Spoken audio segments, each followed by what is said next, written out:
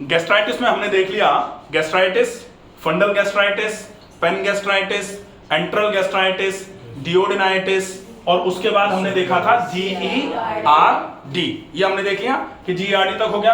अब GERD के बाद एक टर्म और लिख करके आता है कभी कभी एंडोस्कोपी में, वो होता है लेक्स एलियस।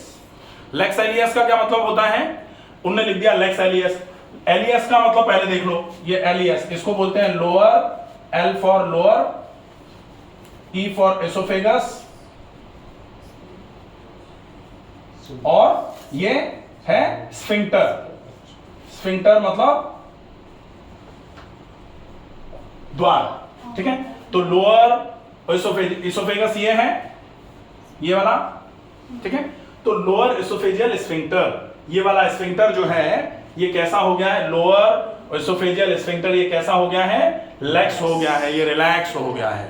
रिलैक्स हो गया है का मतलब क्या है? जैसे इसको यहां से काटा और ऐसे करके ये ऐसे करके अपने आप को बना के रखता है, ऐसा कॉलेज बैग जैसा, कि बिल्कुल बंद रहेगा। इसमें से कोई चीज अब ऊपर से नीचे नहीं आ सकती, नीचे से ऊपर नहीं जा सकती, बंद है ये। लेकिन जब ये लूज हो जाएगा, लूज हो जाएगा तो क्या होगा कि नीचे की चीज ऊपर चली जाएगी, और ऊपर से तो नीचे आने के लिए बनाई था ये, ठीक है। तो ये रिलैक्स जब होगा तो नीचे की चीज ऊपर की तरफ पहुंचाने के लिए परमिशन देना चालू कर देगा। जनरली ये वन वे होता है, ये नीचे की चीज ऊपर की तरफ नहीं पहुंचाता है। तो इसको बोला जाता है लेक्स एलियस। लेक्स एलियस अगर हुआ है तो इसके होने का रीजन क्या होता है? लेक्स एलियस तब तक नहीं होगा जब तक आपके स्टमक में जोर से डिस्टेंशन नहीं होगा। स्टमक डिस्टेंशन अगर बहुत ज्यादा नहीं है तो यहां जोर ही नहीं पड़ेगा, और अगर यहां जोर ही नहीं पड़ेगा नीचे से ऊपर की तरफ तो ये लूज होगा ही नहीं। लूज उसी कंडीशन में होगा जब यहां ये डिस्टेंशन है और इसका जोर ऊपर की तरफ पड़े जा रहा है, तो फिर ये धीरे धीरे करके वीक हो जाती हैं इसकी मसल्स, और फिर नीचे के कंटेंट ऊपर की तरफ जाना चालू हो जाते हैं, जिसको या तो GERD बोलते हैं या इसी को एसिड रिफ्लक्स बोलते हैं, रिफ्लक्स डिसीज बोलते हैं, चाहे कुछ भी बोल लो, ठीक है। तो लेक्स एलियस हो गया, ठीक है। अब एक कंडीशन और होती है जो इसी में आती है, और वो क्या है? हाइटल हर्निया। हाइटस, ठीक है। हाइटस होकर के जो हर्निया होता है उसको बोला जाता है हाइटल हर्निया। अब हाइटल हर्निया बहुत सारे लोग जिनको पहले गैस्ट्राइटिस शुरू हुई थी, अब उनको ऐसा लगता है जैसे यहां सीने और यहां ये वाला हिस्सा जो है ना, यहां जोर से भारीपन लग रहा है, दर्द भी लगता है कभी कभी, और कभी कभी ऐसा लगता है जैसे यहां कुछ रखा हुआ है। तो ये फंडल गैस्ट्राइटिस का रीजन भी की वजह से भी लग सकता है आपको। कभी कभी ये एलियस जो है ना रिलैक्स हो जाता है, उसकी वजह से भी लग सकता है। लेकिन चांसेस ये भी होते हैं कि आपको हाइटल हर्निया हो गया है।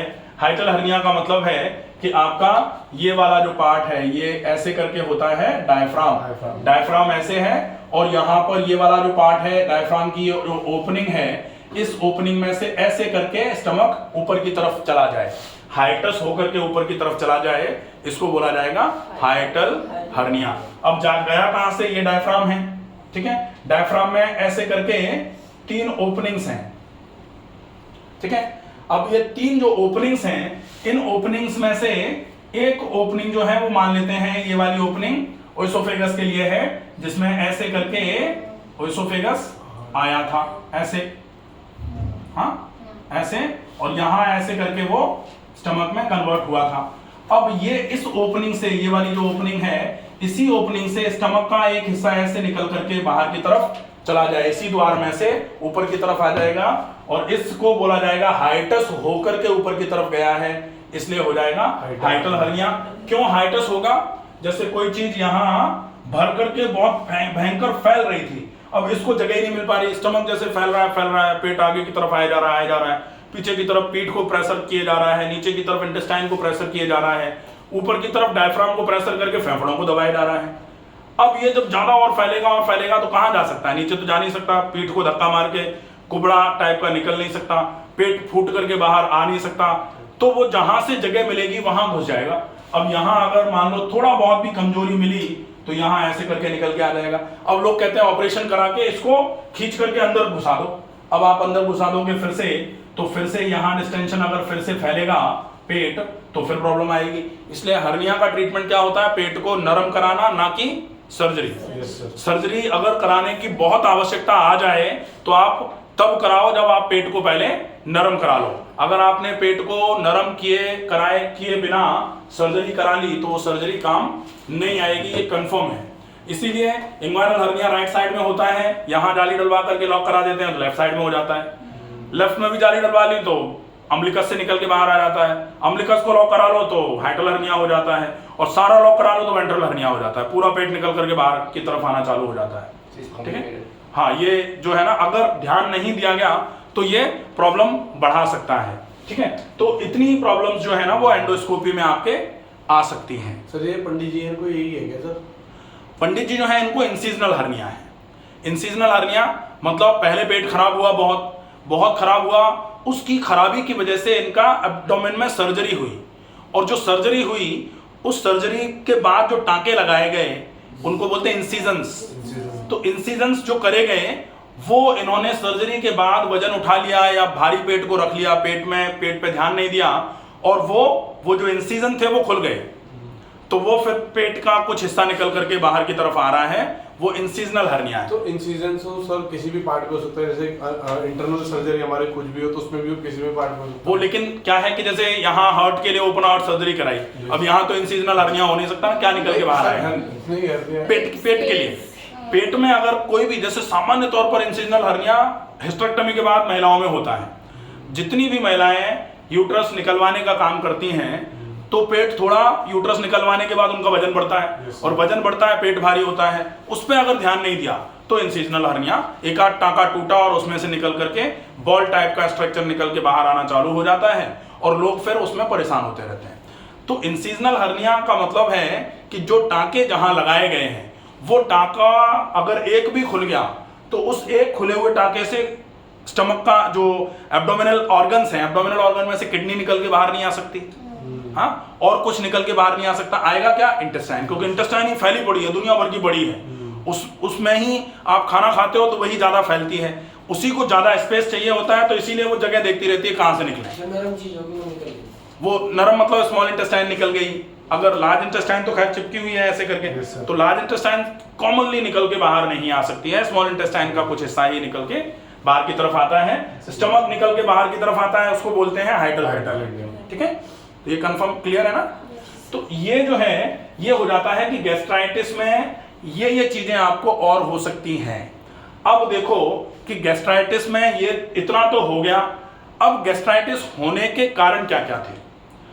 गैस्ट्राइटिस होने के कारणों में सबसे बड़ा कारण जो गैस्ट्राइटिस होने का होता है वो होता है आप अगर कहीं अपनी लाइफस्टाइल का प्रॉपर तरीके से ध्यान नहीं रख पा रहे, आप खाना खा रहे हैं और बैठे रहते हैं, आप एक्सरसाइजेस अगर बिल्कुल नहीं कर रहे हैं, आप अगर बहुत सेडेंट्री वर्कर हैं, सेडेंट्री लाइफस्टाइल है आपकी, आपके खाने का रूटीन अगर आपने सेट नहीं कर रखा है, आप कुछ भी खाए जा रहे हो, जो मिल जा रहा है वही खा ले रहे हैं, और फिर अनियमित जो काल विरुद्ध आहार जिसको बोला जा सकता है कि समय आपका नाश्ते का क्या है और आपने काम के चक्कर में नाश्ता ही नहीं किया, आपके लंच का समय क्या है और आपने काम के चक्कर में लंच ही नहीं किया, तो ये जो काल जिस समय है जिस काम को करने का, अगर वो उस समय नहीं होगा तो इसको काल विरुद्ध आहार बोला जाता है।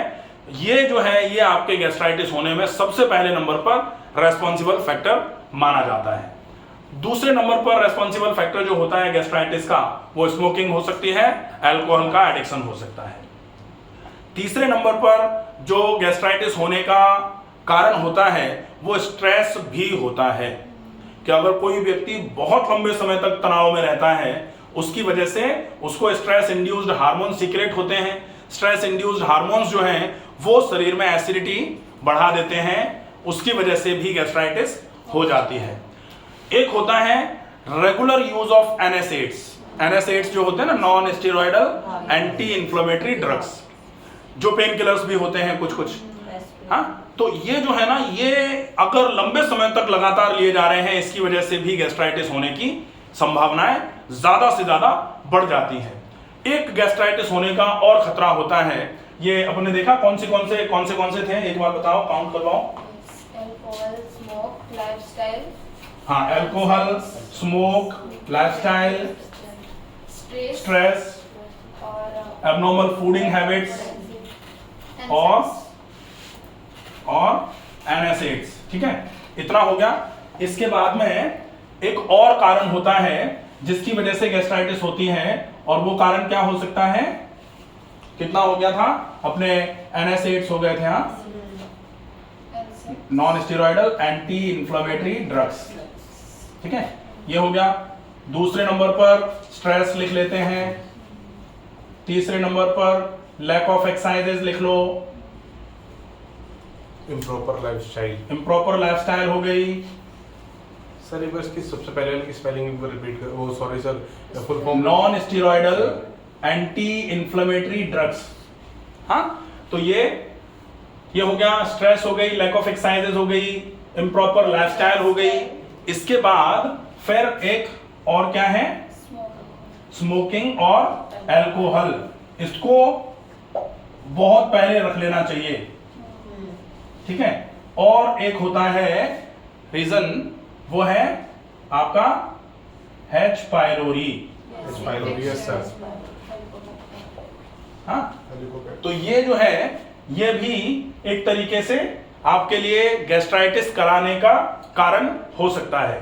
एक होता है कि आपने एकदम से बहुत ज्यादा डोज में एंटीबायोटिक्स ले लिए। जैसे बहुत सारे लोग बताते हैं कि बिल्कुल सब कुछ बढ़िया चल रहा था, कोई दिक्कत ही नहीं थी सर, लेकिन हमको हुआ था बुखार, और बुखार के लिए 7 दिन तक एंटीबायोटिक दिए थे डॉक्टर साहब ने, और उसके बाद हमारे तो पेट में समस्या ही रह गई। हमारा कभी मल बंद करके नहीं आया, हमेशा खिचड़ी जैसा मल आता है, चिकनाई आती है, हमेशा खाने के बाद मोशन हो जाता है, पेट में मरोड़ बनी रहती है। कब से हुआ? एक बार बुखार आया था और दवाई खाई थी, उस दवाई को खाने के बाद ही पेट खराब हो गया।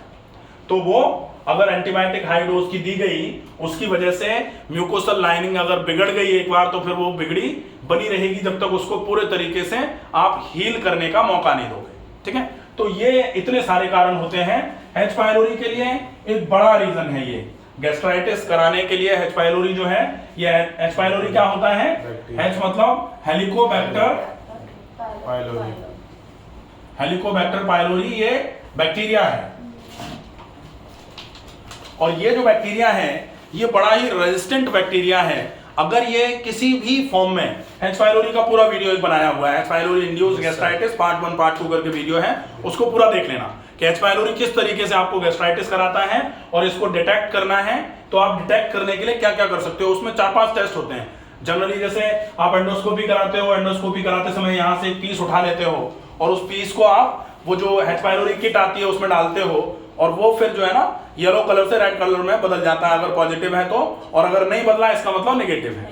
फिर यूरिया ब्लड टेस्ट होता है, एक टेस्ट होता है जो H पाइलोरी के लिए होता है। स्टूल टेस्ट करा सकते हो आप, ब्लड टेस्ट करा सकते हो। H पाइलोरी एंटीजन टेस्ट जो होता है, उसमें H पाइलोरी से इंड्यूस्ड होकर के एंटीजन अगर है तो उससे रिलेटेड एंटीबॉडी बन जाते हैं, वो आप ब्लड में चेक कर लेते हो। बहुत सारी चीजें होती हैं। तो इतने सारे कारण आपके गैस्ट्राइटिस के होने के होते हैं। ये क्लियर है बिल्कुल? गैस्ट्राइटिस इसकी वजह से होती है। अब अगर गैस्ट्राइटिस हो गई है तो आप इसका ट्रीटमेंट कैसे कर सकते हो? Through naturopathy, by following yogic routine, और आप क्या क्या डाइट रूटीन रख सकते हो, क्योंकि डाइजेस्टिव सिस्टम की डिसीज है तो डाइट सबसे ज्यादा इंपॉर्टेंट होगी। सवेरे से लेकर शाम तक आप खाने में क्या क्या खाओ या फिर क्या क्या खिलाओ पेशेंट को, और आप किस तरीके से उसकी लाइफस्टाइल को मेंटेन करवाओगे कि ये जो गैस्ट्राइटिस है ये ठीक हो जाए। गैस्ट्राइटिस में चूंकि यहाँ इन्फ्लेमेशन है, यहीं सूजन आ गई है स्टमक में ही, और आप बार बार खाना भी यहीं पहुंचाओगे। तो जैसे होता है ना कि कहीं कोई घाव हो जाता है तो आप उसको ड्राई छोड़ देते हो क्लीन करके, तो वो हील हो जाता है। अब यहाँ इसको ड्राई कैसे छोड़ोगे? नथिंग बाय माउथ एक प्रोसेस होता है ना, NBM। Yes sir. अब नथिंग बाय माउथ तो आप कर नहीं सकते। नथिंग बाय माउथ कैसे करोगे? नथिंग बाय माउथ अगर कर दिया तो ऊर्जा कहां से पहुंचेगी शरीर में? ऊर्जा ही नहीं मिलेगी तो और भयंकर कमजोरी आ जाएगी। और पहले से चूंकि गैस्ट्राइटिस के रीजन इतने जरूर हैं, लेकिन अपन तो आयुर्वेद में क्या कह रहे हैं कि पित्त की प्रॉब्लम है, और पित्त की प्रॉब्लम है और आप नथिंग बाय माउथ कर दोगे, पेट और गर्म हो जाएगा, प्रॉब्लम बढ़ सकती है। तो नथिंग बाय माउथ लंबे समय तक आप चला नहीं सकते। लेकिन अगर अल्सर ब्लीड कर जाता है या कुछ दिक्कत आ जाती है तो फिर एनबीएम पे ही डाल करके फ्लूइड के साथ में एंटीबायोटिक्स या बाकी चीजें चलती हैं, वो इमरजेंसी की कंडीशन होती है। ठीक है, तो हम नेचुरोपैथी में किस तरीके से इस पूरी की पूरी गैस्ट्राइटिस का प्लान कर सकते हैं ये हम देखेंगे अब। ठीक है सर एक टाइप होते हैं सर इसके, जैसे गैस्ट्राइटिस